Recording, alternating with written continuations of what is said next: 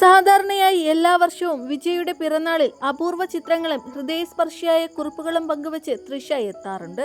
എന്നാൽ ഇത്തവണ നടിയുടെ ഭാഗത്തു നിന്ന് യാതൊരുവിധ ആശംസയും സോഷ്യൽ മീഡിയയിൽ എത്തിയില്ല. ഇതോടെ ആരാധകർക്കിടയിൽ പുതിയ സംശയങ്ങൾ രൂപപ്പെട്ടു. ഇവർ രണ്ടുപേരും അടിച്ചു പിരിഞ്ഞു. വാർത്തകളിൽ കാണുന്നത് പോലെ സംഗീതയുമായി വിജയ് വീണ്ടും ഒന്നിക്കുകയാണോ, വിവാഹമോചനം വേണ്ടെന്ന് വെച്ച് പഴയ ജീവിതത്തിലേക്ക് തന്നെ മടങ്ങുകയാണോ? ഇങ്ങനെ നിരവധി ചോദ്യങ്ങളാണ് ആളുകൾ ചോദിച്ചത്. എന്നാൽ അതിനെല്ലാമുള്ള ശരിയായ ഉത്തരവുമായി ഇപ്പോൾ തൃഷ എത്തിയിരിക്കുകയാണ്. ജൂൺ 22-നാണ് വിജയുടെ 52-ാം പിറന്നാൾ. ആ ദിവസം തൃഷ ഒന്നും തന്നെ പങ്കുവച്ചില്ല. എന്നാൽ ഇന്ന് ജൂൺ 23-ന് അല്പസമയം മുമ്പ് വിജയ്ക്കൊപ്പമുള്ള പിറന്നാൾ ആഘോഷ ചിത്രം തൃഷ പങ്കുവച്ചിരിക്കുകയാണ്.